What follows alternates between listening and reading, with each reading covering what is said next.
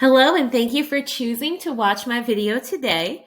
My name is Jessica Ponti. I am one of the high school counselors at Calvert High School, and I am here today to talk to you about college applications and give you a rundown of all that you need to know. So whether you are a parent of a senior student who's getting ready to go through the application process, or if you're a senior student who's getting ready to rock and roll with your applications, you've come to the right place. Hopefully, after watching this video today, you're going to feel very prepared and ready to take on those applications. So I presented this workshop in person to a group of Calvert High students in the beginning of August. And the way that I began my presentation was to ask them how they were feeling about the application process at that moment in time. And if you look at this slide here, this kind of details some of their responses on how they were feeling. And this is a word cloud. So the more that students responded with those words like nervous or excited, stressed, overwhelmed, the more they responded, the bigger the words were. So the more times that the students said them, the bigger the words were. So if you're feeling this way, if you're feeling nervous, overwhelmed, stressed, a little bit excited, you're not alone. And the college application process is meant to be a little bit challenging, and it's meant to be really unfamiliar. So truthfully, if I had a student who came to me and they said, "Oh, I'm really confident. I don't need any help. I'm not stressed at all," I would probably be like, "Oh, what's going on here?" Because that would definitely be out of the ordinary. So just know if you're feeling a little bit anxious, a little bit overwhelmed, a little bit nervous, that's perfectly normal because this is a big process. So if you're feeling this way, know that you're definitely not alone. So hopefully this workshop today will help you feel on top of things. So I want to first start by talking about where you can start with your applications. And hopefully this is something that you have figured out or your student has figured out by this point in time. But before you can start working on college applications, you have to figure out where you're going to apply. So hopefully, like I said, this is something that your student or you have done if you're the student. Because I always tell my student, your goal is on the first day of school, your senior year, I should be able to come to you and say, okay, where are you applying? Because if you're still figuring out where you're applying when school starts, you're kind of behind the 8 ball because that's going to take so much time and energy to be able to figure out where you're applying versus to just dive right in and focus all of your time and energy on those applications. So I want to go over some ways, if you're kind of behind the curve and you're not sure exactly where you're applying to, just go over some of the things that we've already discussed that can help you really kind of narrow down your list and figure out what schools you're applying to. So the first thing, if you have no idea where you're applying to, is to do some research. Make sure you're looking at colleges, you're looking at your GPA, your test scores, your major, kind of finding schools that are a good match for you that have those things. So you can use websites like the College Board. You can log in with your profile and your account, or you can just log on, not log into your account or anything, and use their college search tool. And what that will do is kind of give you like a shopping list. You can tell it what you're looking for in a college. Maybe you want to be in a specific state. You want to go far from home. You want to stay close to home. There's even like a mileage range. You can tell the system that you're looking for a specific major, that you want it. Maybe if you want to go to a college with a football team. My college didn't have a football team, so that's always something I bring up. But anyway, you can kind of tell the search engine anything you're looking for in a college, and it will give you a list of colleges that meet your search criteria. So if you really have no idea where you're applying, that could be a good way to start. CapEx is also a website that's very similar. It's a little bit more detailed and requires a little bit more time, but that's something else you can use as well. Something else to keep in mind as you're thinking about what colleges you want to apply to, just because you're applying does not mean that you're committing to attend that college. A lot of students are like, oh, I would go there, but I don't know how much it's going to cost. And truthfully, you don't know. You might get in and they might give you a really good scholarship. But it's important to remember is that by just applying, you're not committing to go there. You're just leaving that door open and keeping that school as an option. You can always turn them down if you get in. No big deal. No hard feelings. And something else to keep in mind when you're looking for schools, because sometimes students will say, I'm just going to apply everywhere and then just kind of get my packages back and figure out where I'm going to go. That seems like a good idea. But first of all, I'll tell you this, it's really exhausting. You don't want to be applying to a bunch of schools because then that means a lot of applications and it also means a lot of application fees. So we'll talk about this a little bit later on, but application fees typically cost anywhere between $30 to $90-ish. So if you're applying to like 20 schools, and let's say they're all $50 for ease of math, that's $1,000 just for applications. And once you submit those application fees, that's it. They don't get applied to anything else. They don't get applied to tuition. You don't get them back if you don't go there. So, I mean, that's a big investment. I can think of a lot of things that I do with $1,000 than just applying to schools to see what happens. So that's just something to keep in the back of your mind too. And another thing is you're going to have to make a decision somewhere. So if you're applying to schools that you have no interest in going to, I'm going to be frank, you're wasting your time, you're wasting your counselor's time, and you're wasting that college's time and your money. So just be really thoughtful about where you're applying. Another thing, if to help you kind of narrow stuff down, and maybe it's not even for narrowing out down where you want to apply to, but just something to keep in mind, even if you know where you're applying. But college visits are so important. And there's kind of two different categories of college visits. So at Calvert High, we have the time for college representatives from admissions offices to come in and sit down and meet with our students and go over college, the college experience with them, or sell their college to our students. Now, this is kind of a twofold purpose. Number one, if you don't know where you want to go and you want to find out more information about a school, that's great. Those people are the experts. They can tell you anything you need to know. But on the flip side, if you're really interested in a school and you're applying there, that person, that admissions rep who's coming to Calvert High, is also going to be one of the people who read your application and decide whether or not you get into that college. So there's a really awesome opportunity to meet with them face-to-face, in a small group, and really kind of highlight your experience so that when they're reading your application, they know who you are, in a good way, of course. So that's a really good way to show interest and make a connection with an admissions representative. Another thing you can do, and I know this is a little bit tougher, especially if you're looking at schools that are far away, but you can actually go and visit the college campus. And this is something I definitely recommend doing before you're committing to go to a school. It doesn't always work out to do this before you apply, just because there's a lot of things going on. But definitely before you send in that deposit to attend a school, you want to go see that campus. You wouldn't buy a wedding dress without trying it on, right? And it's the same idea, because you may go to that campus and you may hate it. The first time you see it should not be on move-in day. I have horror stories about students who've done that. So definitely you want to visit a campus before making the commitment to go there. But if you can do it before you apply, even better. But it's no big deal. Even if you apply and get in, you can go visit. A lot of colleges have admitted student day programs that you can go and visit the campus and things like that. Also, one of the few good things that came about from the pandemic was that a lot of schools did virtual tours, and a lot of them have access to that on the website. Now, it's not the best, it's not a replacement, in my opinion, for going to see the campus in real life. But if that's what you have to go off of, that's what you have to go off of. So that's something you can check out on an admissions office. So long story short, to kind of wrap this slide up, if you don't know where you're applying to, that's definitely something you want to get on ASAP. Like I said, your goal should be on the first day of school, any one of your counselors should be able to hit you up and be like, where are you applying to? And you should have a pretty good idea on where you plan to apply and do those applications.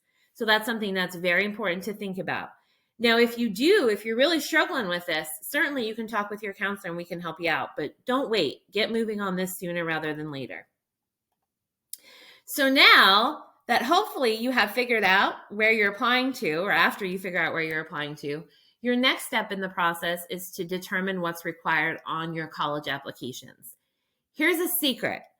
Every college has a different application process. They're going to want something a little bit different from you on a different deadline and submit it in a different way. This is where it gets a little bit overwhelming, because you can't just think that if you're doing something one way, every college is going to want it in that way. So this is why it's important to do your research and figure out what's going to be required on your applications. So I want to start off by kind of going over some typical application requirements and things that you might see when you're looking at applications. So I'm going to break these down a little bit further, but here's kind of my generic list of things that you'll probably be expected to give as part of your application. So the application itself is going to contain mostly your personal information. You're going to have to submit your transcripts. They're going to probably require letters of recommendation and an essay. I'm sorry, it's everyone's least favorite part of the application process, but it's a really crucial part. I'll talk about that in a little bit as to why I think it's so crucial. SAT or ACT scores may be required. Now, with the pandemic, one other positive thing about the pandemic that kind of made the move, pushed colleges to make SAT or ACT scores optional. So that may be good news for you. An application fee is something that's typically required as well. And a portfolio, probably the typical student isn't going to be required to submit this. This is going to only typically be for a student who's applying to an art school or some kind of art or creative major. But that's just kind of like a gathering of sample works that you've done so they can get an idea of who you are as an artist. Something else that may be required, but it's not something I see often, but it may be something that you come across, is an interview.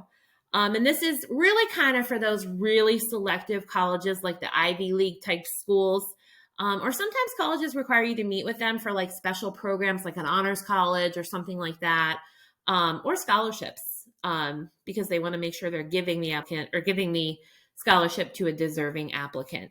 So now I'm going to go ahead and break down some of these requirements so you can get a better idea of what I'm talking about.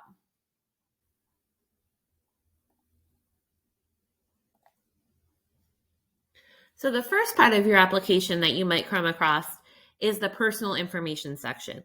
Truthfully, this is kind of one of the easier sections in my mind because it's just gathering factual information about you, your family, and that kind of stuff. So some sample information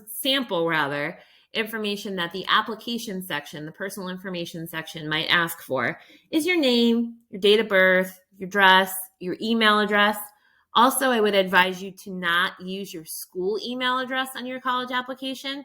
Make sure you're using a personal, appropriate email that you'll be able to access. And the reason why you shouldn't use your school one is because that will go away after you graduate. So next June, that will cease to exist.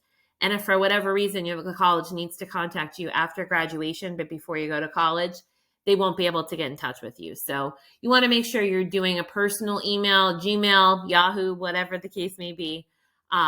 That's your personal one. And that's also school appropriate. So think about that too. Some other things that applications typically ask for is information about your family. You know, what do your parents do? What are their occupations? Where do they go to college? How many siblings you have? And that's not for financial aid purposes. That's just for them to kind of get a feel for whether or not you have someone who went to that college in your family. That's really the biggest thing. They're going to ask for information about your high school, where you go to high school. If you went to somewhere else before you went to Calvert High, they're going to want to know that information. And that's just all to do with your transcript, stuff like that. They'll want to know information about your class rank, your GPA, activities you've been involved in, sports, clubs, jobs, all that kind of stuff. They're going to want to know information about honors and awards, anything you've gotten throughout your high school career. A lot of students may try to put things from middle school, but I'm going to say it's really not appropriate to do that unless you have something that's really significant that happened in middle school. Like, for example, maybe you got your Eagle Scout when you were in 8th grade. But other than that, middle school is kind of old news at this point. So I wouldn't include anything from middle school. And also, too, a lot of students will come to us in the counseling office and say, hey, can I have my list of honors and awards? Spoiler alert, we don't keep that.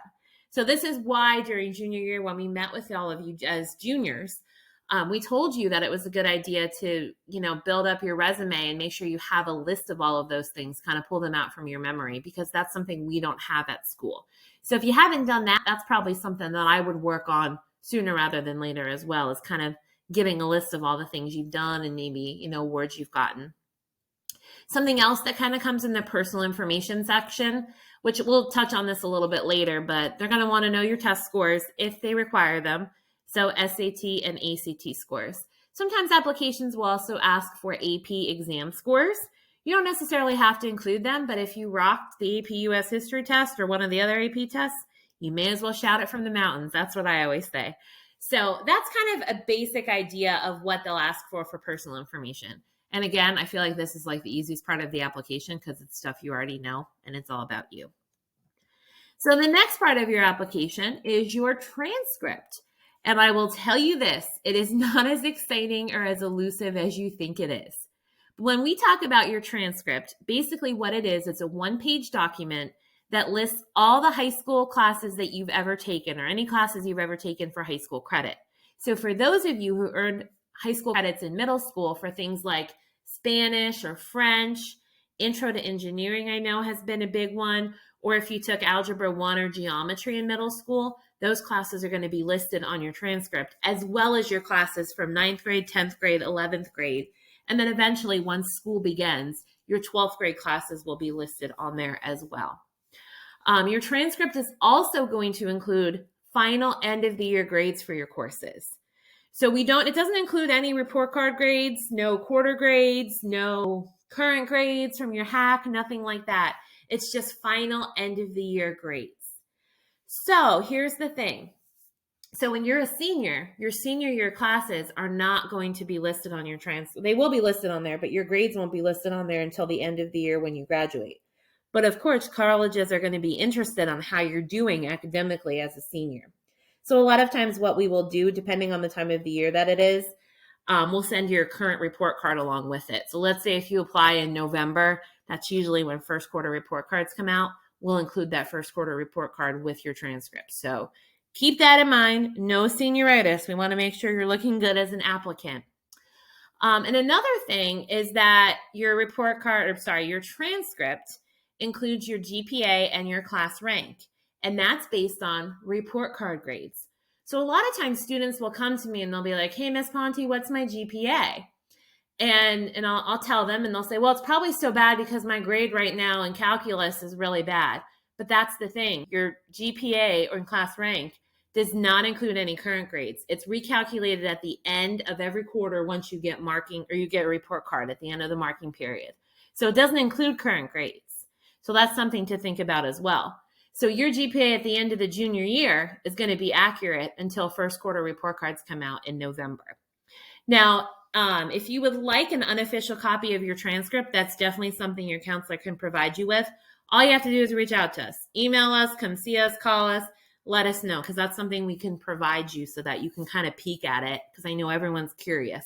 And don't forget, we did give you a copy when we met with you in your English classes this past winter. So it's going to be a little bit different, but just so you have an idea on what it was. So how to request your transcript. So you will need to request your transcript from your counselor by using a transcript request form. And why we require the transcript request form is because of a law called FERPA. And what this has to do is with just your counselor having the ability to release your records. So FERPA is a law that's all about that. So every time we release or send your transcript, we need to have a copy of your transcript request form.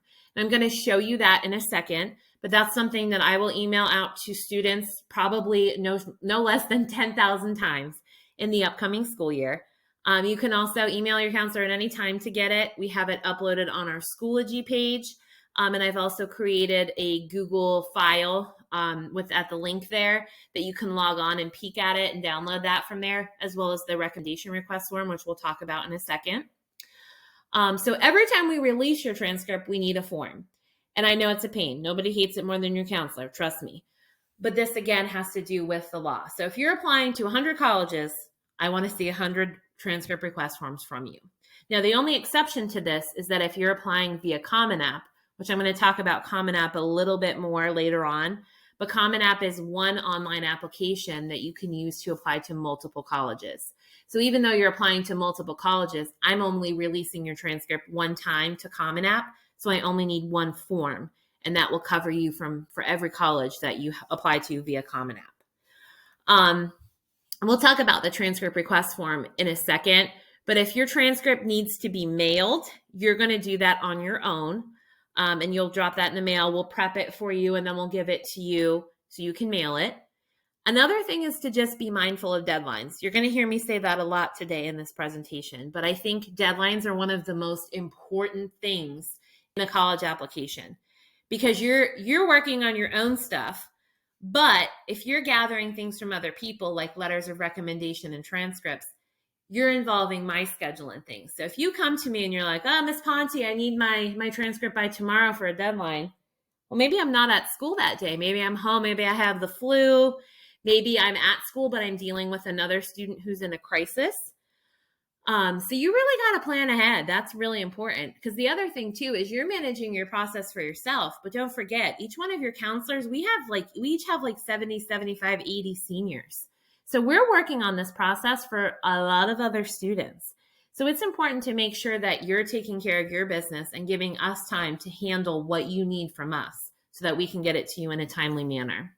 And our general rule of thumb is that you request your transcript at least 10 school days before your deadline. Now that doesn't mean, we all make mistakes. That doesn't mean that you can't come like 9 days before and be like, oh, I forgot to submit this, because we're humans too. But you shouldn't make it a habit to request things last minute, because that's just not cool. That's not acceptable. So how you would request your transcript. So this is a copy here of what you'll see on our transcript request form. So I kind of want to break this down for you so you can see what I'm talking about. So this is a fillable PDF document. And what that means is that you can type right into all of these fields, anything that we're requiring you to fill out, and then you can save it, send it to your counselor, and be good to go. You can email it. So what you would do to start to fill out the form, you'll fill out your name at the top, your Calvert High School student ID number, so your lunch number, and then you're going to tell us the transcript recipient, so where we're sending it to. Am I sending it to Bowie State? Am I sending it to a military recruiter? Whatever. You can also put Common App if you're uploading on Common App as well. And then the other important thing on here is that you're going to include your deadline date. Please, please, please, please, please do not write ASAP. That is one of our biggest pet peeves. And the reason being is that we get a lot of transcript request forms from students. So if you're telling me ASAP, honestly, that's really telling me nothing, because I need to be able to plan and make sure that I'm getting all my students' transcripts in by their deadline date. So write that deadline date on there. Don't write ASAP. Do that research. The next thing you're going to do is type in your name here for your signature, and then you're going to type your parent's name or have your parent type in their name for their signature. I know that's a little bit weird, but it's something that we have to do for that FERPA law.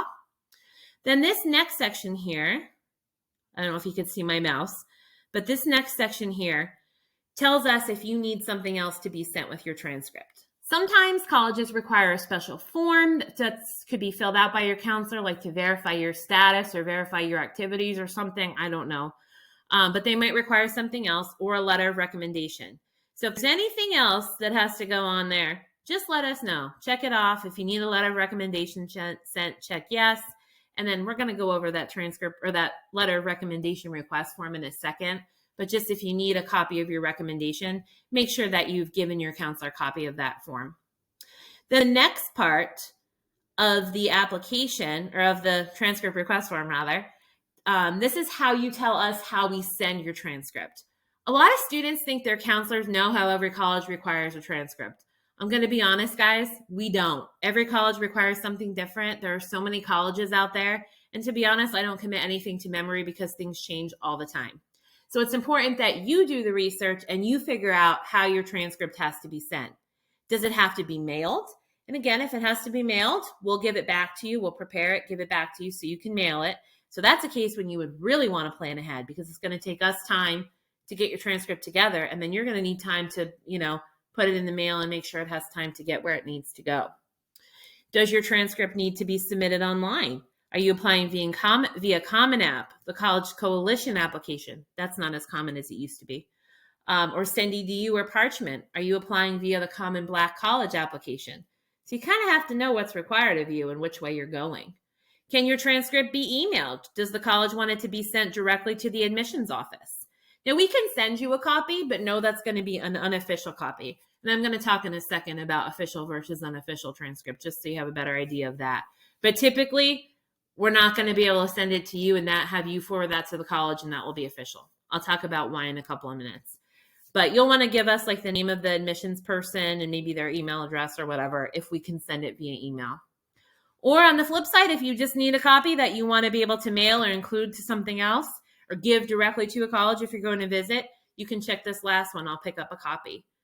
So long story short, it's your responsibility to talk to us about how we need to prepare and send your transcript for you. And again, you just want to be very mindful of those deadlines. The most important thing, because if it doesn't get there by your application deadline, your application is going to be considered incomplete. So when we're talking about transcripts, and I kind of alluded to this, but there's a couple of different types of transcripts. There's official and unofficial. So official kind of comes two different ways. If it's a paper copy, and honestly, the document is the same either way. It just kind of changes how we package it up. That's the biggest difference. So if it's an official electronic version, it's sent directly via email or upload by your counselor, not by the student. And I think the reasoning behind this is that colleges kind of think if it comes directly from a student, you may have like edited it a little bit or changed some things on there. You might have messed around with it, and they don't want that. So it would come directly from your counselor. And if it's an official paper copy, it would be in a sealed envelope with an official stamp and signature. And we even stamp the envelope so you can't open them. And again, it's just to prevent tampering so that the college or whoever knows that you didn't tamper or change around with that document. An unofficial copy can come from a student. It could be a paper copy, it could be an electronic copy, but it's just something that's not sent from a school official or your counselor. And I will tell you this, most colleges are going to require an official transcript from students. They just want that official document they know is accurate, they know is correct, that comes directly from your counselor. So the next thing I want to talk about is letters of recommendation. So most college applications will require at least one letter of recommendation. Sometimes they're going to tell you who it needs to be from. Sometimes they leave it open-ended. So we'll talk about that in a little bit. But and if you don't even need it for college recommendations, or for college applications rather, it might be something that you end up needing for scholarships as you go on through your application process. So it's a good idea to ask people for letters of recommendation. Something that's important to note is that CSM does not require, if you're planning to apply to CSM, they do not require letters of recommendation for admission. But again, it's something that they might require for scholarships. So as you're doing your research, you want to consider who you're going to ask for your letter of recommendation. So like I said earlier, sometimes colleges are going to be very specific and they're going to tell you who it needs to come from. Like University of Maryland, for example, they require 2 letters of recommendation. One has to come from your school counselor, and another one has to come from a teacher. So that's why it's important to research your application requirements and see who you need to ask if you need a letter of recommendation. And sometimes, if you're lucky and it's open-ended, or with that teacher recommendation, you want to really think about who to ask. And I mean, obviously, I think it goes without saying, you want to have someone who knows you best, because the whole point of a letter of recommendation is for the college to get a better picture of who you are through the eyes of somebody else. So if a teacher or someone doesn't really know you that well, that could be a little bit tough. So you want to be really thoughtful about who you pick for your letters of recommendations if you have the luxury of choosing. And a lot of times students will think, well, it's all about, me asking a teacher who I got an A from. Like, I won't ask a teacher whose class I didn't do well in. But I would encourage you to think differently about that. Because here's an example. If I have a student who, let's say I'm a math teacher, right? Math was my least favorite subject in high school, so this is always a hard thing. But let's say I have a student, I'm a math teacher, and I have a student who didn't get an A in my class. Maybe they got a B or even a C. But throughout the year, that student met with me numerous times. That student worked really hard at tutoring. That student poured their heart and soul into that class. As a teacher, I have a lot to say about their personality, right? They're a hard worker. They care about school. Maybe I have some anecdotes to talk about when I met with them, because hopefully during all that time when they were working hard in my class, I got a chance to build a relationship with them and I can talk about that student as a person. Versus if I'm a math teacher and I have a student who got an A but never came and saw me, they just came in my class every day, which is fine. But I don't really necessarily have a relationship or anything to say about that student. I can say that they were good at math, but that's really about it. So you want to really think about who you're asking. You want someone who can really kind of talk about who you are as a student and maybe saw you grow over your high school career. So maybe that's somebody who, if you were in chorus, maybe Miss Combs can write you a letter if you've been in there all throughout your years, because she watched you grow from 9th grade to now, from COVID until, normal school back again now. Or you can ask a coach. You can ask your boss that you work with at an outside school job, but, a job that you work on. Or maybe somebody you volunteer with, that kind of thing. Maybe somebody from your church. But the whole point of it is you just really want to think about somebody who knows you well, who can talk about who you are as a person and really give a college a good idea of who you are as a student. So how to ask for letters. Once you figure out who you're asking for, you want to ask early. I know, this goes with the whole deadline thing. But the more time that you can give people, the better letter that you're going to get. Think about yourself. If you wait until the night before to write an essay for a class, which I know happens, I'm a person, but if you're doing something right before the deadline, you're probably not doing your best work. And the same goes for your letters of recommendation. If you ask me like today and tell me you need a letter by tomorrow, first of all, if I don't have time to get to it, you're not going to get it. But second of all, if I do have time to do it, I'm probably not going to have a lot of time, which means I'm probably just going to kind of throw something together at the last minute. So that's why it's really important to make sure you're giving people time. Another thing is that a lot of teachers at Calvert High, like I can think like Mr. Morgan, Miss Adishian, a lot of those teachers are very popular and get asked by a lot of students to write letters of recommendation. Like your counselors, last year I think I wrote 60 letters of recommendation for seniors.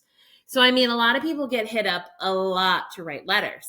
So oftentimes we'll have piles on our desks of letter of recommendation request forms. So it's really important to make sure you're asking early too, because it's not just about you, but if I only have so much time, I'm just going to make sure I'm doing who I can by the deadline, who gives it to me first. It's first come, first serve. So definitely ask early. This should be something once you figure out who you're going to ask for your letters of recommendation, send out the request form right away. So now I want to talk about the letters of recommendation request form. So this is a Microsoft form. And it's something that you'll find it on Schoology. You'll find it again at this website here in my Google file. It'll be emailed to you probably 10,000 times by me before the end of the school year, or if you just email your counselor. And basically, let me show you what this form looks like. But basically what it is, it's a document that tells your recommender more information about you as a student. So what this is, I think it's like 11 or 12 questions. And again, it just gives the person who's writing your letter of recommendation more information about you. You can type right in this form, include your answers, and then email this to anybody that you're asking for your letter of recommendation.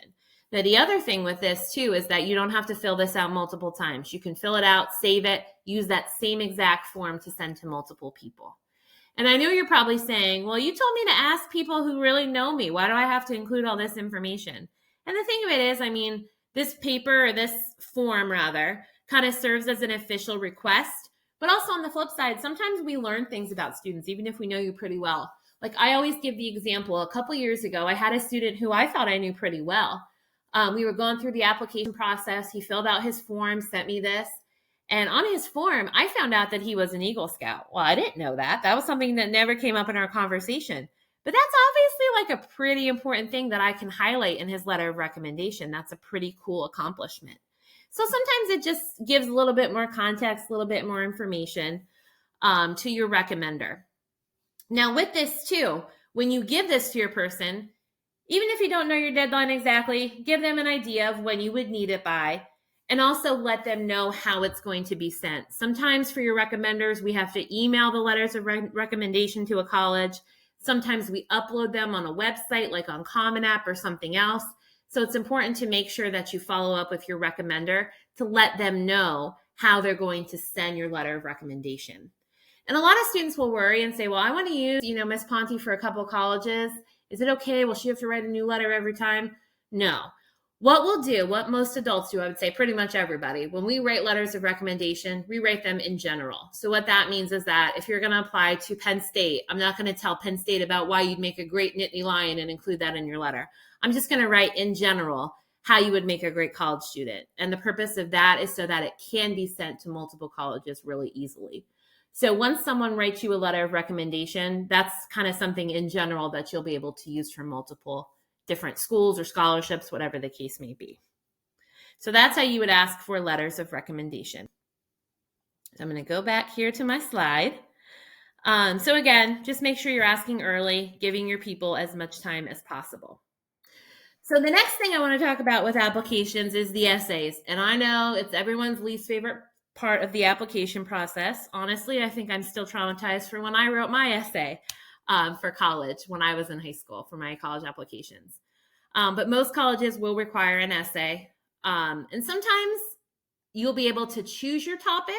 the thing you want to write about, or sometimes colleges will have a specific question that they want you to write about. So it just kind of depends again on your school, doing your research about that. Same thing with word count. Sometimes they leave it open-ended. Sometimes they say only 250 words. Sometimes they say anywhere between 600 and 800 or something. But I would say a good rule of thumb is to expect around 400 to 600 words for a longer essay. That's what the Common App essay is, which I'll show you in a little bit. And here's another tip and trick that you can do with your essays. So if you write one solid essay, or if you have an essay maybe that you wrote last year in AP Lang or in one of your English classes or something, don't be afraid to fish them back out and reuse them. Because if you have one good essay, you may be able to kind of tweak it a little bit here and there and send it out to multiple colleges or use it for multiple scholarships. So never underestimate the power of one good essay. So some other essay tips. So one thing to think about when it comes to your essay, and I know this is like the biggest stressor of everything, but your application and your essay, colleges are going to receive thousands of them, right?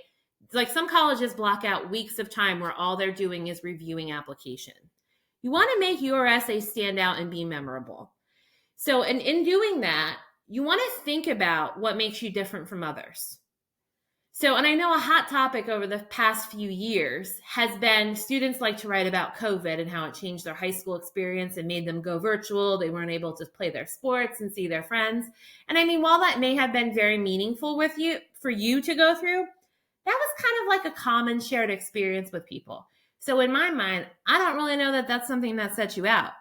However, that makes you stand out rather. However, if COVID impacted you in such a way like your parents lost their jobs, you had to move in with your grandparent, it gave you time to be with your grandparent, that might be a little bit different.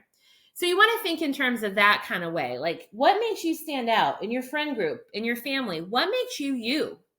And this isn't something, my next point here is to give yourself time. An essay isn't something you can write in 20 minutes. I mean, sure, you could write an essay in 20 minutes, but it's probably not going to be your best.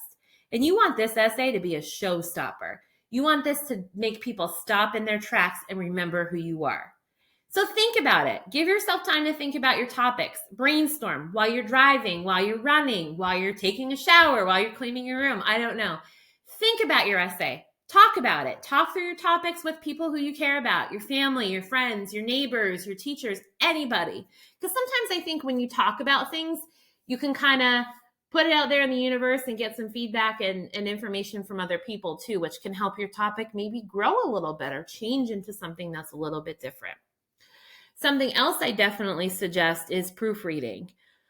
This is so important. I do this all the time. Like when I send out newsletters or anything from the counseling office, when I'm typing out something and it's coming from my brain into my computer on the screen, sometimes I miss things because I'm reading it and I'm seeing things that aren't really there because I'm reading it in my own voice in my head. So I always have Miss Kruder proofread anything that I send out because she can make sure that I'm not, missing a period or missing some words or something like that, or I've capitalized something wrong. But it's really important to have other people review your essay and give you some feedback.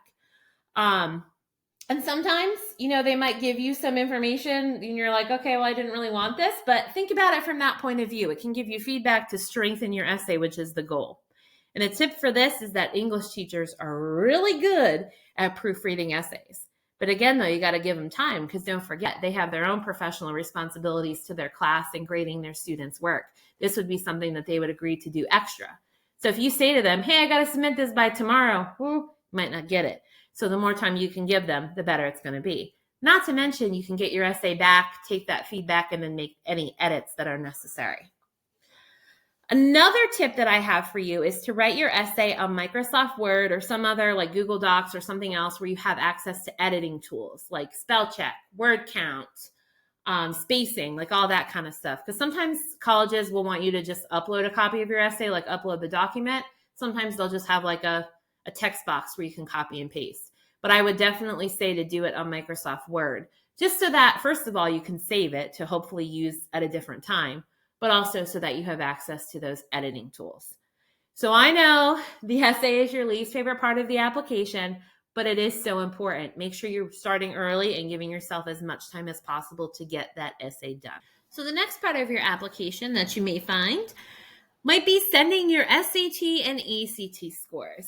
Now, the first place to start with this is to find out whether or not this is required as part of your application.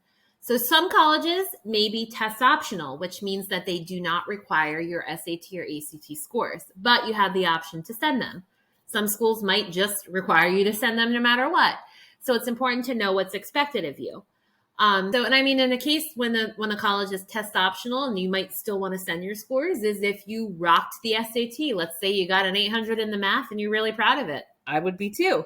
So that could be a really great strengthening piece of your application that, really helps to make your application look awesome. So if you are going to be sending your SAT scores or including your SAT scores or ACT scores as part of your application, your next step is to make sure and check to see whether the college or university would rather them be self-reported, which involves you just including them, typing them in as part of your application. They're taking them for face value for what you include, or if they require an official score report to be sent from the ECT or the college board. And you can find out this information on a college's website. It'll be pretty blankly listed there. And if it's not there, you're not clear, you can always reach out to an admissions rep and they will let you know. So if they do have to be sent officially from the testing agency, so from College Board or the ACT, you're going to need to log onto your College Board or your ACT account to send them directly from them. Now, there is a cost to send scores. And one caveat to this, actually, the whole sending scores thing, is if you chose to send your scores when you registered and took the test, so the ECT or the SAT, if you've already sent your scores to a college, you don't have to worry about this because they're already there and you're already set to go. But if you didn't send them, maybe you didn't send it to any colleges, or you sent it to colleges that are different than the one you're applying to now, because we always change our minds, stuff happens. But if you didn't send them, it's going to be about $15 per college to send them directly to the college from the SAT or the ACT, from the College Board or the ECT. And the biggest thing with this is that those testing agencies, they take their sweet time in sending your scores. It is not something that happens instantly. So it's not like you request your scores today and then boom, they send them tomorrow. You would think that would be the case, but it is not. And it can take up to 2 weeks for the ACT or the College Board to go ahead and send your scores. So make sure you're giving a lot of time for this. This should be something that you're doing like one of the first things you do in your process, along with, of course, asking for recommendations. I'm going to tell you the story about a student who applied to University of Maryland. And spoiler alert, if you're applying to University of Maryland, they require that the scores come directly from the College Board or the ECT. So I had a student who applied last year, did everything on his application, but for whatever reason, he didn't send his SAT scores by the deadline. So his application was considered incomplete. They wouldn't even review it because he had indicated that he wanted his test scores to be included. So he still hasn't received his decision. His application is just incomplete. So, he'll never hear from University of Maryland. So this is such a crucial piece. And I feel like this is something that you don't really think about. But definitely do this early. Make sure you're on top of things. This is so important. And if you have questions about this, you can either contact the admissions office, do some research on the website, or you can ask your counselor because we know we're well-versed in this. But time is a factor in this because the only thing is we can't rush the College Board. They do have rush fees, but even then, I think rush is only like a week. Rush processing still allows a week. So if you're sending them the day before, you might be out of luck. So definitely check on this early and get this done early. That's my biggest piece of advice. So the next thing is those application fees. I know I alluded to this earlier. Application fees can cost anywhere between $35 and $90. And colleges will want you to pay with a credit card for the most part. So just expect that as part of your application. And application fees are not refundable. So once you submit them, boom, that money is gone. There's no getting your money back if you don't get in, or if you get in and decide to go there, that money doesn't go towards your tuition or anything like that. So that's money that's just basically for reviewing your application. So this is why I think it's important to really think about the number of schools you're applying to. Because if you're applying to let's say you apply to 10 schools, and for ease of math, every one of those application fees is $500. It's a lot of money. So just be thinking about that as you do your process. Now, there are application fees. This is something that we can do for you as counselors. our kind of criteria for this is if you're on free or reduced lunch, or if you've got some kind of, financial difficulties at home. And if that's the case, either way, come chat with your counselor. We can help you out and get you one of those fee waivers. Now, I had a student a couple years ago who came to me and was like, Miss Ponti, I'm having financial difficulty because I'm applying to so many schools. That's not really a thing. We have to make sure we keep the integrity of the fee waiver. So we really kind of have to stick to those criteria. But if you feel like you qualify for a fee waiver, chat with your counselor. We'll see what we can do to help you out. Another way to maybe get some fee waivers is by visiting college campuses, doing some of those college visits I mentioned earlier. If you go to visit campus, they may throw you an application fee waiver. Or if you come and chat with an admissions representative when they come to Calvert High, they may be able to provide you with a fee waiver as well. So there's some incentive to really take advantage of those college visits. They'll not only help you out in the application process, but they might help you out financially in the application process as well. So the next piece that you may see as you're doing some research on your applications is all of these different deadlines and different decision plans. And I want to give you a brief overview so you know what you're getting into and know what each one of these things means.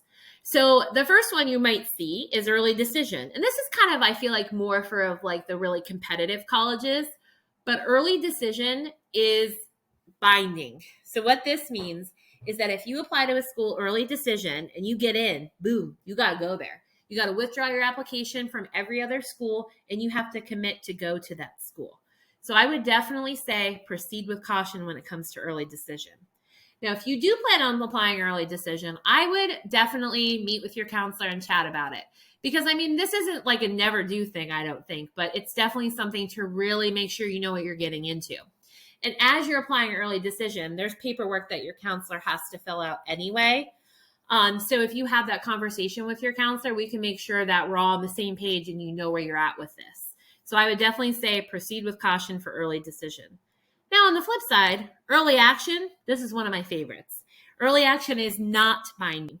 So all this means is that you apply early and you find out whether or not you get in typically a little bit earlier than some of the other decision plans. So this is a great way to really show that you're interested in a college and potentially maybe get you acclimated to some scholarship money as well. There's also priority deadline. This is pretty similar to early action. Priority deadline tends to be tied to scholarship programs or also special programs, maybe honors colleges, maybe specific majors like nursing or something. Every college is a little bit different, but this is something you may see. Now, for University of Maryland, when you log on to their website, you'll see they have a priority deadline and a regular admission deadline. Their regular admission deadline is November 1st, and their regular decision deadline is January, usually late January. But if you're applying to Maryland, the priority deadline, the November 1st deadline is what you want to go for because they accept over 90% of their freshman class from that November 1st deadline. So just something to keep in mind. And every school's a little bit different, but I wanted to share that tidbit about Maryland just because I know we have so many students that apply there and want to go there. Regular admission is just what it sounds. You apply by the deadline, no special things, like it just kind of is what it is.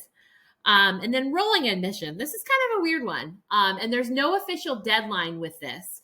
But basically what happens is that college doesn't have that deadline set, but they continue to accept students until their class is full. So could be early in the year, could be late. If that college gets really popular and a lot of people apply there, they may fill up quicker, or they may be open later. But general rule of thumb, early is good. Early is better for a couple of reasons. First of all, because then you're taken care of and you don't have to stress early. But also, too, sometimes it gives you some scholarship money, So I would definitely say earlier is better, but early action can be a little bit scary. So if you're applying early decision is the scary one. It's binding. So if you want to apply for early decision, I would say just have a chat with your counselor to make sure that that is the correct fit for you. So the next thing I want to chat about is deadlines. And if you hear or remember nothing else from my presentation today, I want you to remember that deadlines are the most important thing. Because if you're applying to college, and let's say you have the most perfect application ever, you're like the best applicant, you have 1,600 SAT scores, a 4.2 GPA, you're ranked first in your class, you were captain, and you have great activities on your resume, like you look perfect on paper. but you turned in your application after the deadline, guess what? Nobody cares. They're not even going to review your application. So it is so important to make sure that you get things there by the deadline. Because here's the thing, if you're not there by the deadline, they don't care. They get so many applicants, they're just going to move on to the next person and ignore your application altogether. So you got to make sure that you're on point when it comes to your deadlines.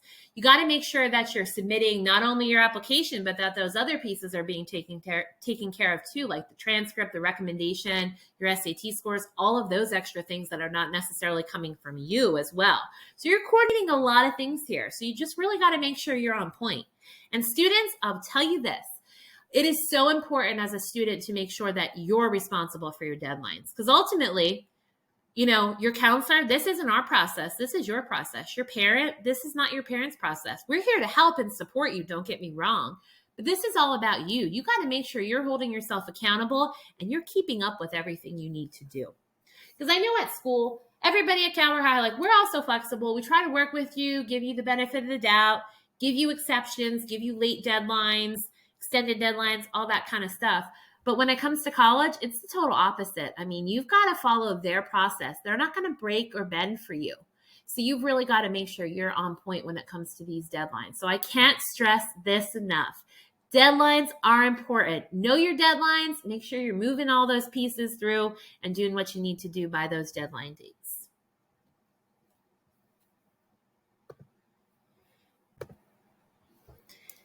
So let's say you are done with those applications. You've hit submit. You're feeling great. What happens next after you hit submit? Well, the first thing I would recommend is that you take a minute to breathe, maybe have a little dance party, because that's a pretty big accomplishment. So I would definitely recommend taking a breather, enjoying that, that process that you just did that. But basically what happens next is everything that you've submitted as part of your application goes to the admissions office. And then they take a look at everything and make a decision about whether or not you get into that school. And sometimes they make a decision about if you'll get scholarship money and how much scholarship money you'll get as well. So then the next question, when will you find out, right? Well, what am I going to know? Because I know a lot of times, especially when we come around the holidays, students like to have that information of whether they got in to share with their students, or to share with their families at holiday celebrations. That's always a big thing. And when it comes to this, every college has a different timeline as far as when they'll let you know whether or not you got in. Some colleges, they don't really have a set application review time. Sometimes they just let you know right away. Some colleges wait and they review, they have a pretty steady couple weeks where that's all they do is review applications and they let everybody know at the same time. For example, University of Maryland's one of those schools. If you apply by November 1st to Maryland, you find out typically it's the end of January, beginning of February is when they release their decisions. But every school's going to be a little different. Sometimes you find out a day or two after you submit, you get an email. So it just depends on the college, and that's something you can check on either on their website or when you contact a college, you can ask them if that's part of, when they can let you know. Now, sometimes in the application process, the college will reach out to you to say that you're missing something on your application. Maybe they reach out and say, hey, we're missing your SAT scores. We're missing this recommendation letter.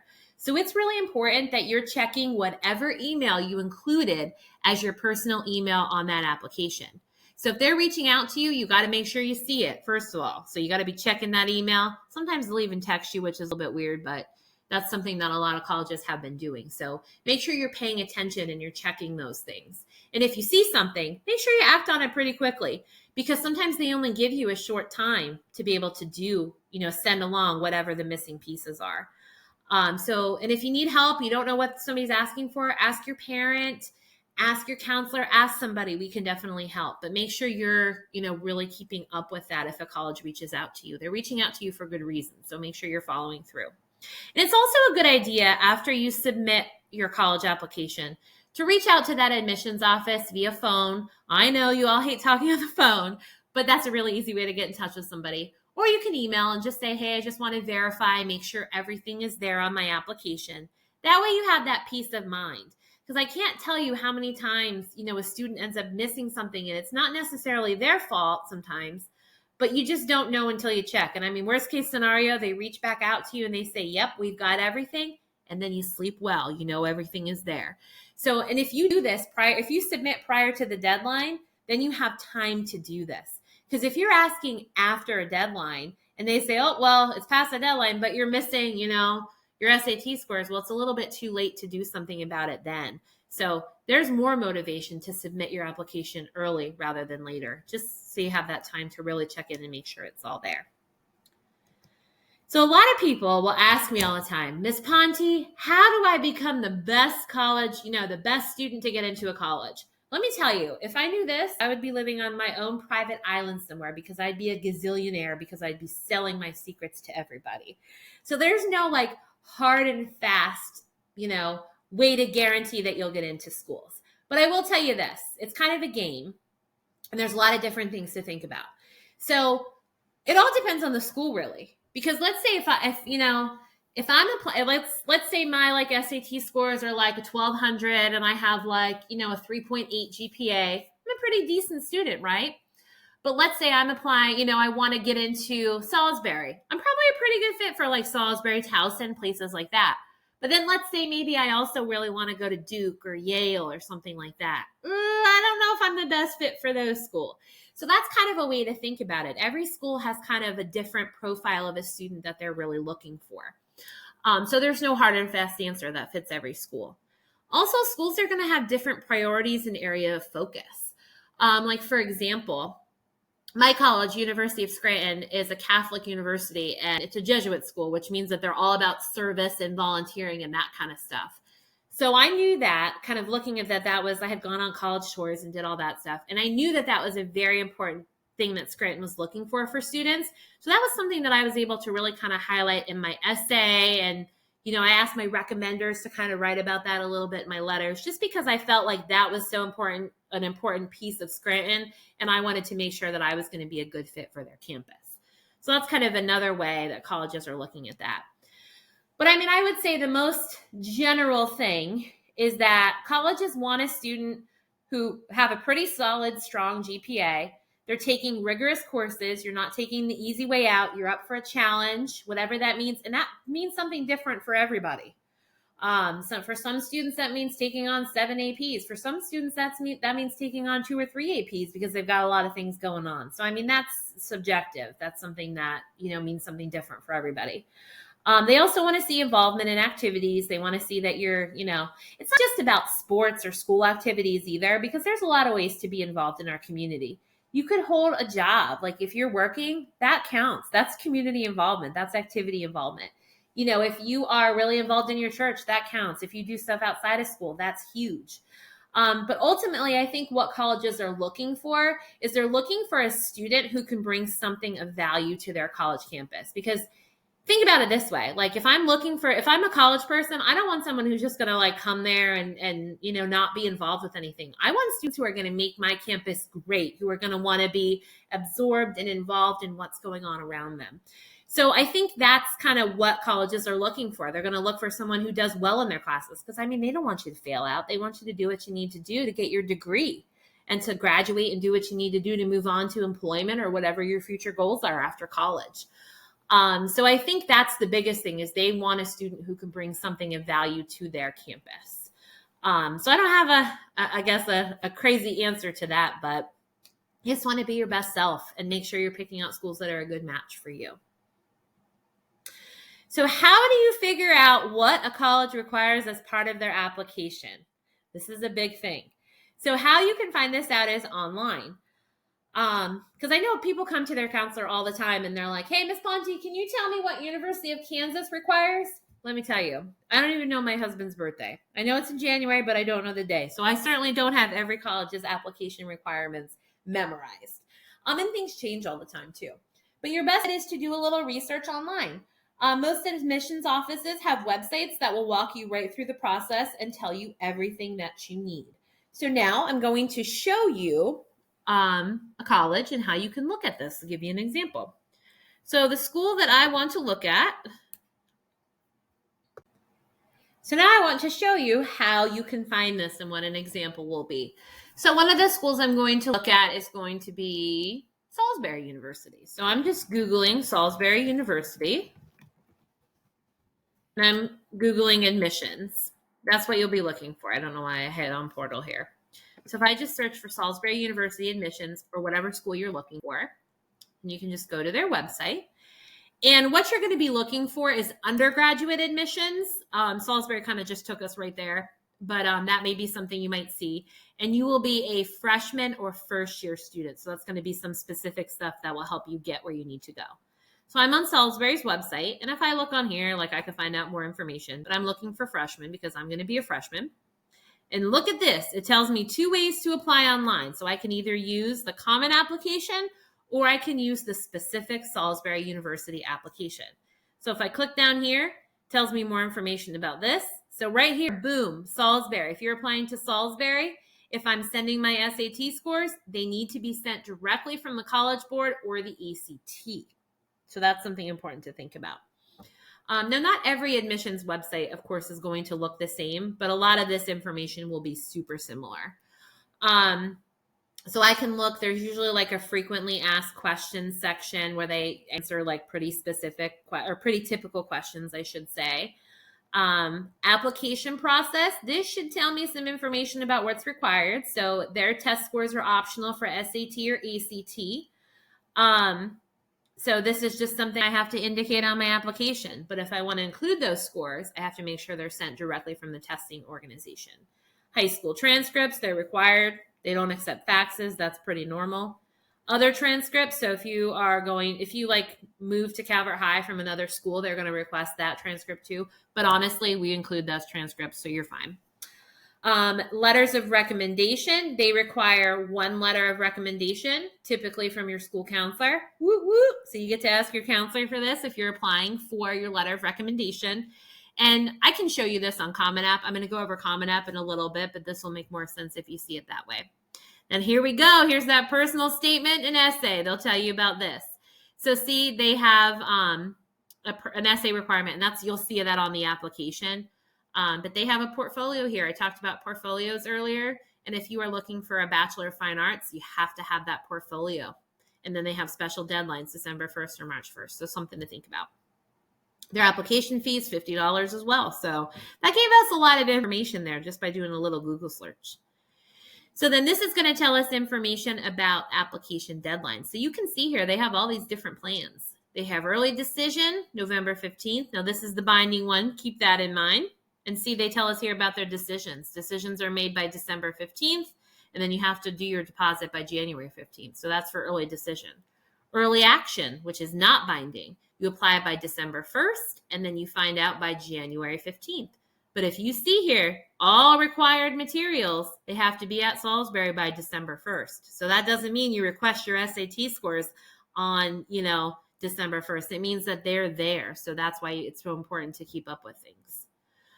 Regular decision, their deadline is January 15th. And early admission, that really doesn't apply to you guys, but that just means you would go there early. So that tells us a lot of information about Salisbury. Now, if I had a question on here that wasn't answered, look at how easy it is here. Their phone numbers here, emails here, I can email anybody. Something else you can do is look for your admissions counselor. So you can kind of scroll through, and this is a little bit different for every school. Salisbury being in Maryland, they break down their admissions counselor by county, as you can see here. So they have all these different counties for each of the counselors. So ours is Charles Stanley. So you can also email him directly. He's the person who works with students from Calvert County. So that's a way you can do it, or you can just email or call the general admissions office, and they will be more than happy to help you out. I have never met a person in an admissions office from any school who was really bad to work with. So that's a really cool thing. So one thing that you may come across in your journey is the Common App. And I would say this is a fairly common application platform that a lot of colleges use. And basically what it is, it's a website, an application platform that allows you to apply to multiple colleges with one single application. The big thing is with this, I would say most colleges accept it, but you just want to double check and make sure that your college accepts Common App. If they do, you're golden. So let me give you a tour of Common App. So what I have done is I've logged in. I have like a student Common App, and I'm going to walk you through that. But the website is commonapp.org. And then what you would need to do is log in and create an account. You'd be a first-year student, enter your information, that kind of thing. So I'm just going to go ahead and sign in. to my student account so I can give you an idea of what you're looking at on Common App. So once you log into Common App, you're going to notice that there's kind of two different portions. So there's going to be the Common App part, which is right here, that gets sent out to every single college. And then we're going to have college-specific information that only gets sent to each specific college. So I want to start out first by going over the Common App portion that gets sent out to every single school. So what you'll do on here is if you just click on the Common App tab, that'll take you right to it. And then what you'll do is go through and complete all of these components on here. So the first section is that profile section. Just asks information about you, your name, date of birth, address, contact information, language, your flavor, nationality, that kind of stuff. And the one cool thing about Common App is that it's pretty easy to track your status because as you do sections, you get this green check mark. So Common App is really great in that it saves your progress. And if you get overwhelmed, you can log off, log back on, and be good to go. And you can also easily track where you are by checking for these green check marks. And once you do these sections, they'll also show up over here. I'm a delinquent and I haven't done much of my application. So that's why I don't have any of those check marks. So the profile information, I feel like is pretty straightforward. So is the family. It's just asking for information about your parents, their names, where they work, where they went to college, your siblings, their age, that kind of thing. Pretty straightforward. Then the education section is where you're going to put information about where you attended school. And it'll start out, I've already added my school, but you would just add in your school.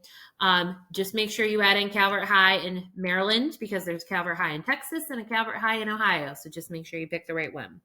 Then I'll ask information about when you started, when you'll graduate, information about your progression. If you've gone to any other high schools other than Calvert High, you would put that in.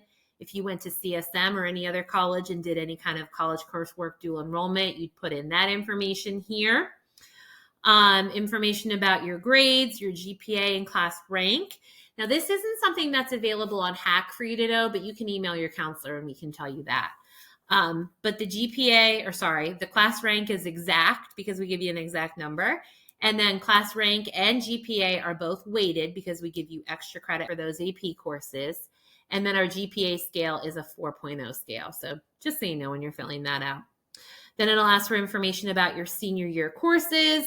So you'll be able to do that when school starts or once your schedules come out. Information about any honors that you've gotten. You can list up to 5. So my advice is to list any, the most significant or most meaningful if you have more than 5. If you got any help from community-based organizations like Chesapeake College Plan, which we'll talk about in a little bit, or any other, people who have helped you, then just some information about your future plans. So you can see I've already done a couple of these sections. They're done enough, so I have the green check marks. Information about testing. This is where you're going to self-report any of your any of your SAT or ACT or AP exams. You would enter them here, and it's going to give you the drop down here just based on what you enter up here. So you would just go through and sort of enter like your test dates, your scores, all that kind of stuff. Then there's information about activities, and this is anything you've been involved in. And if you have space, it'll give you space to enter up to 10 activities. So again, if you have more than 10, choose your 10 most meaningful, significant, that kind of thing. And what you would do is just kind of go through, and there's drop-down menus. So just pick the closest thing. Don't stress too much about this. But just enter the closest thing. So in my example here, I'm saying that I played, JV and varsity basketball at Calvert High. Leadership position, anything I've done. I'm pretending that I did nothing. I'm just saying I was a team member. The organization name was Calvert High School. Describe what you did in that activity. So maybe for a sport, like I can say we won the regional championship, whatever. I'm just making stuff up. But you only have 150 characters, so that's got to be short and sweet. Or maybe if you were in a club, maybe you went to like a field trip for that club or you planned some kind of activity, that would be the space to include it, anything significant. Participation grade levels, when you did it, what grades, whether it was during the school year, during a break, whatever the case may be. And these questions here, they're just kind of trying to get an idea of how much of a time commitment something was. These questions here, the hours spent per week and weeks spent per year, I feel like trip everyone up. They're so weird. And I would say just estimate on this. Like, for example, for basketball, maybe we have practice 4 to 5 days a week, 2 to 3 games a week. So if I say, when I played basketball, maybe it was a commitment of 15 to 20 hours a week. So you can put in that or whatever you feel like is the most accurate. And then weeks spent per year, like for example, basketball runs about 3 months, 4 months in a year. So I'm going to say it was about 12 weeks throughout the year. So, and again, that's just an idea for college to get how involved you were. So you would just go through and then enter your activities, however many you have. The writing section, everyone's favorite. So you will see on here, and it'll show you whether or not a college requires this, because colleges may or may not require this as part of their application. So as you add colleges, which I'll go over in a second, they're going to show you whether or not they're requiring the essay, and they'll show up on here. Now, I've added one school, University of Scranton, my alma mater. They do require it. So just an easy way to keep track. So they give you a couple of different options when it comes to the topic for your essay. So there's a bunch of questions here, and the very last one is an open-ended topic. So you have a lot of freedom with this college, the Common App essay, to be able to make it whatever you want. And you can see on here, this is where you would put your essay. So this was what I was talking about earlier. You could do this on a Word doc or on a Google Doc, whatever, and then copy and paste it in here. And you'll see the minimum for words is 250, maximum is 650. So when we talk about essay, this is the essay on the Common App. So they really do give you a lot of freedom. It's not terrible. Now, something that you may be required to do is do this courses and grades section. And basically what this is entering your high school transcript class by class, including the class and the grade that you received. So if this is something you have to do, like University of Maryland requires it, just know that it's a little bit tedious. It's not hard. But if you do have to do this, your best bet is to get an unofficial copy of your transcript and just go through and enter it class by class. And it will take a little bit of time. So make sure you allow a lot of time to do that. And if you have questions about that, you can sit down with your counselor and do it. But again, like the activities, there's a drop-down menu, and it's all just about choosing the one that kind of matches the best. That would be my best piece of advice. So this is the information that gets sent out to every college. This is the Common App part. Unless, of course, your essay is not required. It won't be sent to that school, or this courses and grades. It'll only be sent to the schools that require it. So now I want to look at the college-specific portions of the application. So what you would have to do, now when you first log on, you're not going to have any colleges. So there'll be a button you can say add a college, or you can click on the college search tab at the top. So let's say if I'm going to add a Maryland school. Let's add St. Mary's College of Maryland. So if I just click on add, and then if I go back up to the top and click on my colleges, any college you add is going to show up on here. And this is where we find the college-specific information. So if I'm looking under St. Mary's College of Maryland, the first thing that you'll have for any college will be sort of like a summary information page. So this will have information about the college, their deadlines, things they require on the application, that kind of thing. And I tell you, I would look at this and make sure that all of this information is correct based on their website. Most of the time it is, but just in case, you want to make sure that this information is accurate. So take that with a grain of salt. Then the next thing we have is the college-specific questions. So these questions are only for St. Mary's College, and they're going to be the only ones who see my answers to these questions. So a lot of times it's questions about what your major is, when you want to start, like they want to know about residency because they're a state school, you know, that kind of thing. Also, there might be a short answer question hiding in here. So a lot of students tend to wait until last minute to do this section. Do not wait. Make sure you're doing this ahead of time. So you can see, like for St. Mary's College, I have to choose from one of these two questions and then answer it with a maximum of 200 words. So just always kind of take a look and see what college-specific kind of questions they have. The next section I want to go over is recommenders and FERPA. This is also something you should be doing pretty early because this is how you give access to your counselor to be able to upload your transcript and letters of recommendation, and how you allow your teachers or anyone else you're asking for a letter of recommendation from to upload those documents for you. So the very first thing, and it didn't pop up for me because I've already done this, but the very first thing you're going to have to do is this FERPA, this release of information. So what this is all about your educational records, your transcripts, that kind of thing.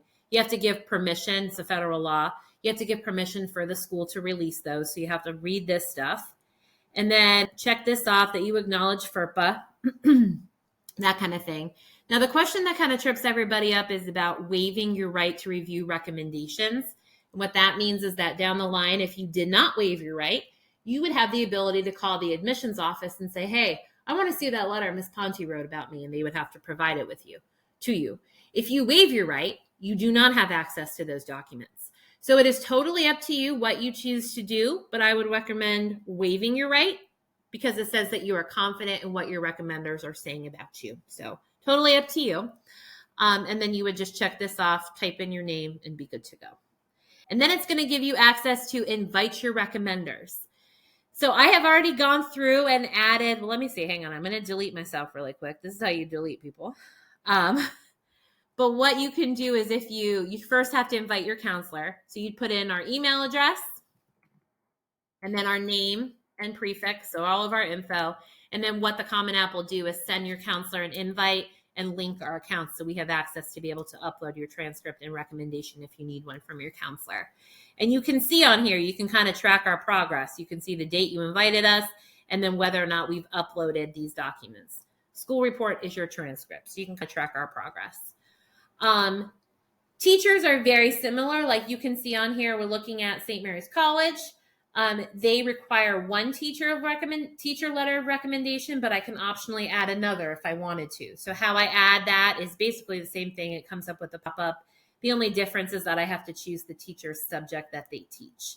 And then same thing, you can see that I invited Miss Kruder, pretending she's my English teacher. So you can see that I invited her and that she has not done her evaluation of me yet.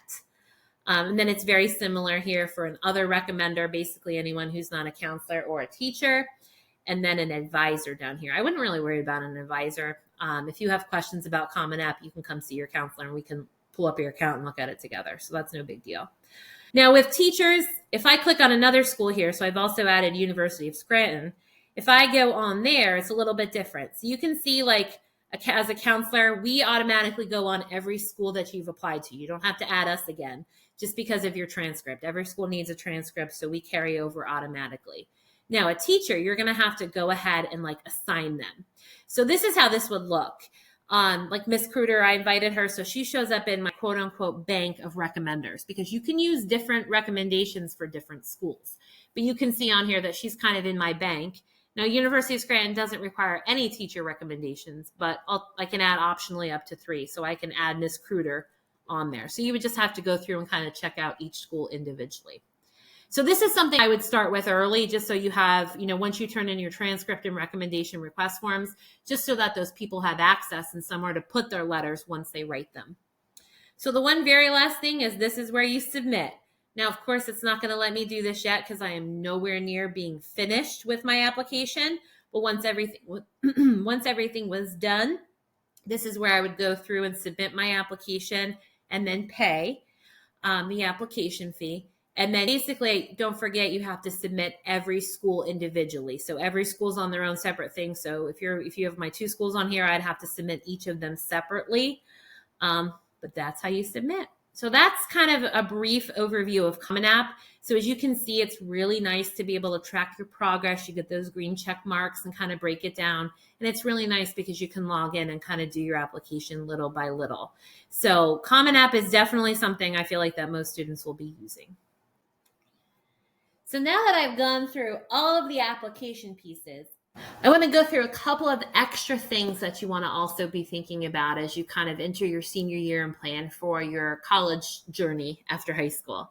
So the first thing is the NCAA. So if you are thinking about playing a Division I or Division II sport, know that you will need to register with the NCAA Clearinghouse.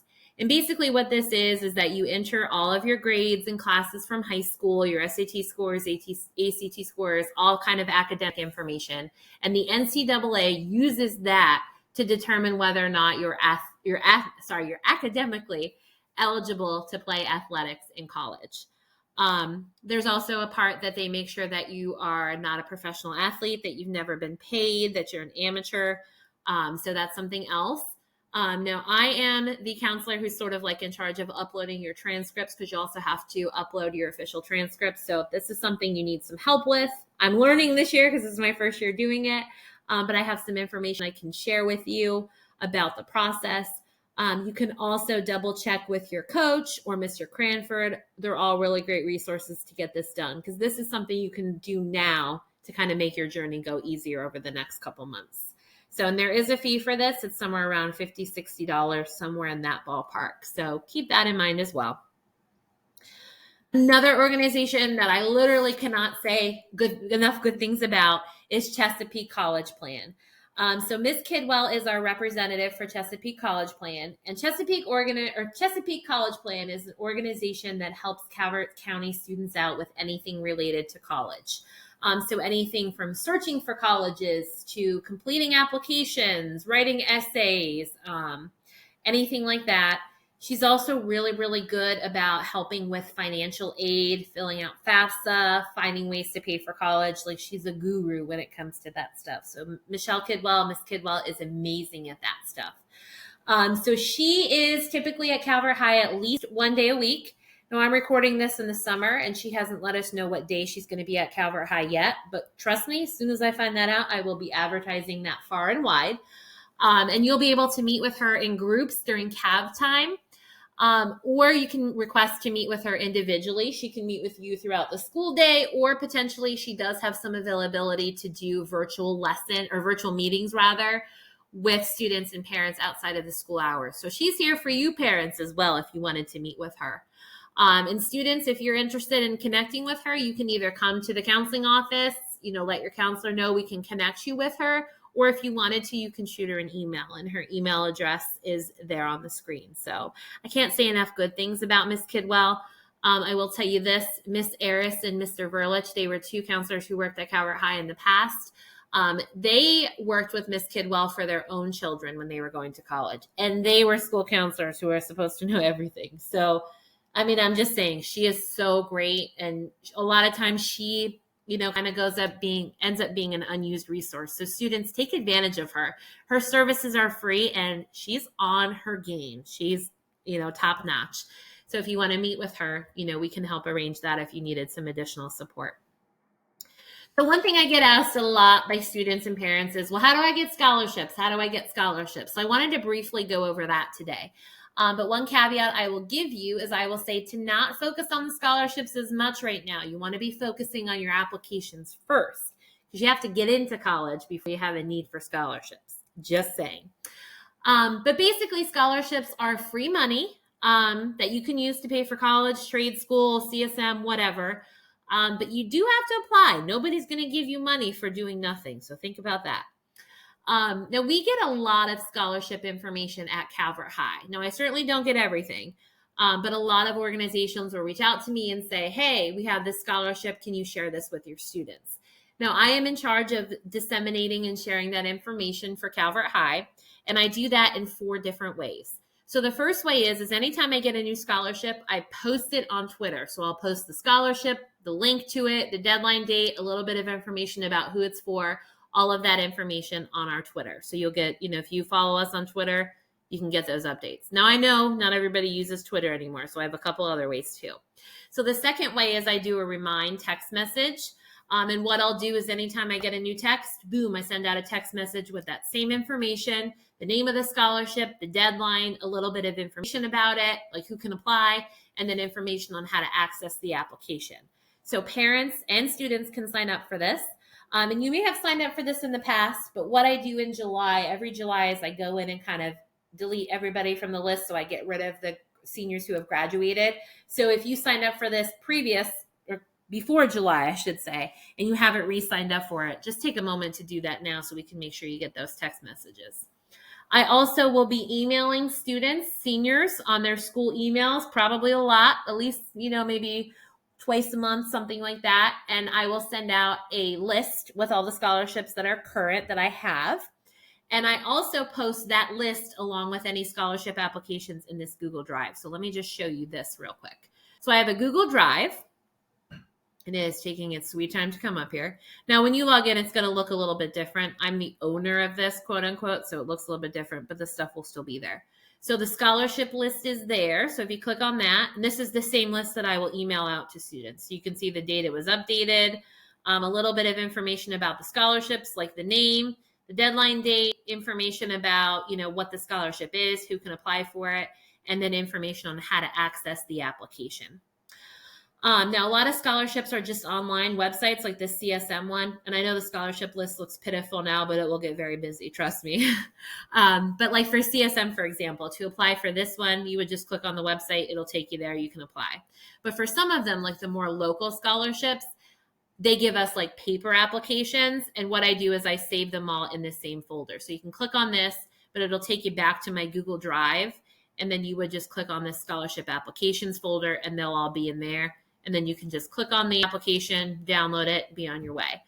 Also, plug, if you are interested in doing Lord Calvert, Miss Tranquility, last year, December Lester, as you can see, she won. She was a Calvert High student, and a couple of our other students were first runners up and, runners up. So this is a really good opportunity just for Calvert County students, and Calvert High already has a really good showing. So just putting in a plug there. So those are some ways that I share scholarship information. Now, also too, at Calvert High, I don't get all of the scholarship information in the world. So another really good website to use for scholarship searches is FastWeb. FastWeb has been around for a while. I used it when I was in high school, and it's really awesome because it's basically a scholarship search engine. It's free to use, but what you can do is you can create an account.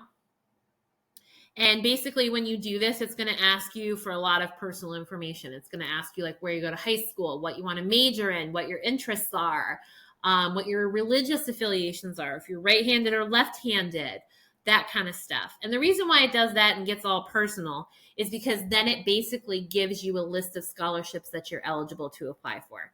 So this is cool because it does the searching for you, and then you can just focus on the applying.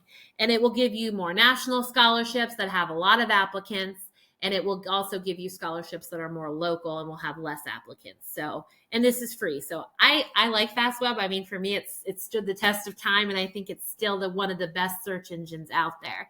So anyway, there's a lot of scholarships out there. You just have to find them and apply.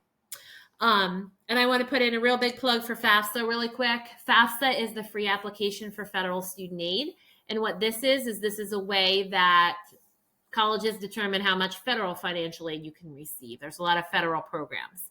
And what FAFSA is it's all about tax information. It takes your parents' tax information, your tax information, sends it to your college. They use a super top secret formula, and then they figure out how much financial aid you're eligible for.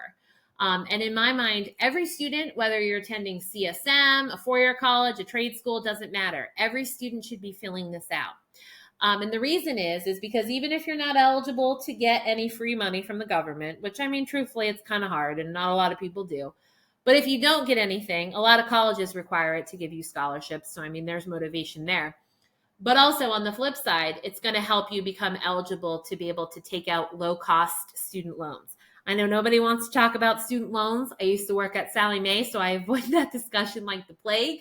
Parents, you know what I'm talking about. But if you have to take out student loans, and sometimes they are a reality, the government ones are pretty much the best ones to get because they have the best interest rates, the best terms, that kind of stuff. And FAFSA is your ticket to getting there. So FAFSA is something that used to open up in October this year. They're changing it. The Department of Education is moving that to December, we're hearing. Other than that, no more details. So stay tuned. Once we hear more information about FAFSA, I will pass that along, but just keep FAFSA in the back of your mind for now. So to kind of wrap up my presentation, I want to go over my 3 big tips for you to keep in mind as you're going through the college application process. The first one is to put your blinders on. Your first instinct when you're going through the college application process is going to be to talk to your friends and compare notes to what other people are doing in their process. And parents, you too, you'll be comparing what your child is doing to what other, students are doing as they go through their process. Comparison is not a good thing in this case because every college, like we talked about, is going to want something different in a different way. So if you talk to somebody else and they're doing things a little bit differently than what you are, it's going to cause you to panic. And that's the thing. If you've done your research and you're organized, if you keep your blinders on and stay focused on what you're doing, you will be fine. So I would definitely encourage you to just kind of zero in on your goals and where you're going and what you're working on. Don't compare yourself to others and think that you're behind, because that honestly, I feel like is a big cause of stress for students. My second tip is to put the work in. I mean, there's no way around it. The college application process is tough, and it's going to require a lot of time and effort from you. There's no way around that. It's not something that you can do in 20 minutes before the deadline. Like, it is something that is going to take up a lot of your time and consume a lot of your energy. So just get ready for that. Be prepared. Know that it's a big undertaking, and break your process down into smaller, more manageable parts. Because if you're working on your application right before it's due, you've got a lot of pieces to put together in a little amount of time. However, if you start ahead of time and give yourself a couple of weeks, or even, if you have the luxury, a month or two to do your application, you can break it down into smaller parts. And that way, when you get overwhelmed or stressed out, you can stop and take a break and take a breather. You have that luxury by giving yourself the time. So my third and final tip, a big thing, is to stay organized and know what's expected of you. Because here's the thing, if you take time to organize yourself and figure out everything you have to do ahead of time, all that you have to do then is follow your to-do list. There's no reason for stress if you know what's expected of you and you know your deadlines. You can just follow through and, keep to the plan of what you've broken yourself down for. So that will be a really good thing. Also, students, it is your responsibility to manage your college application process. Your parents, your counselors, your teachers, we're all there to help and support you. But ultimately, this is your process. This is your thing that you're working toward. So make sure you're owning your process. You're knowing your deadlines. You're knowing the expectations. And you're letting other people know what they can do to support you. Parents, this is not the time to be doing the application for your kids, because truth be told, if your student cannot handle applying to college, maybe you should think twice about sending them off and spending all this money to go away to school.